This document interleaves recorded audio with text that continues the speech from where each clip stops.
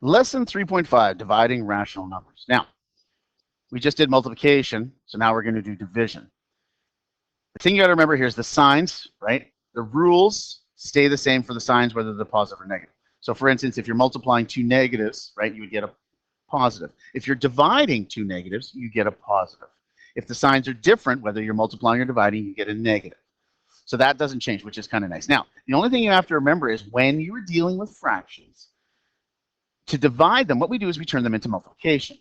Then we can do the math just like we did. So when you divide fractions, multiply by the reciprocal. Okay, so you got to know what reciprocal means.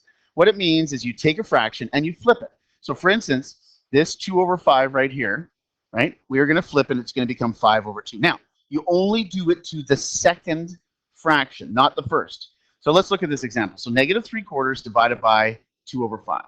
It's division. We don't know how to do that, but we can follow the rules. We can do this. So negative 3/4, that doesn't change. And then we multiply and we flip the 2 over 5 and it becomes 5 over 2. Then we can do the math like we normally did because we know how to do multiplication. A negative times a positive is a negative. Excellent. Yeah. And 3 times 5, just multiply straight across. 3 times 5 is 15. 4 times 2 is 8. And then you can reduce it like you normally would. We'll just leave this as improper. It's fine. Okay. Let's go down to the next example. So negative 5/8 divided by 3/4. The only one we're going to flip, the only one we're going to do the reciprocal of, is the second fraction. So negative 5/8 stays the same, and we times by 4 over 3. Okay, we're going to do a negative times a positive, which is going to give us a negative. Now, if you look here, this is the one I did some reduction on the diagonal already. If you didn't have to, right? You could go 5 times 4 is 20, 8 times 3 is 24, and then reduce that fraction. I just reduced it before we did there. So look at 4 and 8. 4 goes into 4 once, 4 goes into 8 twice.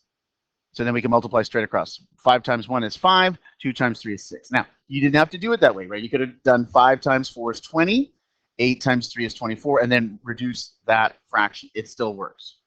Okay, what about if we have mixed numbers? Well, our rule is change the mixed to improper, and then apply the rules of division. Okay, so 5 times 4 plus 1 is 21 over 5.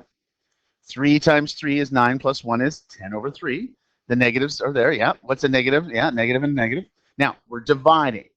So we're going to multiply by the reciprocal. So the only one you flip is the second one. So negative 21 over 5 times negative 3 over 10. Now, if you notice, we didn't change the sign, right? Negative 10 over 3, the reciprocal is negative 3 over 10. The only thing that changes is the numerator and the denominator. They flip, the sign stays the same. So negative times negative, yeah, it's going to be a positive. 21 times 3 is 63. 5 times 10 is 50. There's our fraction there. You can reduce, change it to mixed if you want, or leave it as improper. Not a big deal. Okay, now what happens when you get fractions?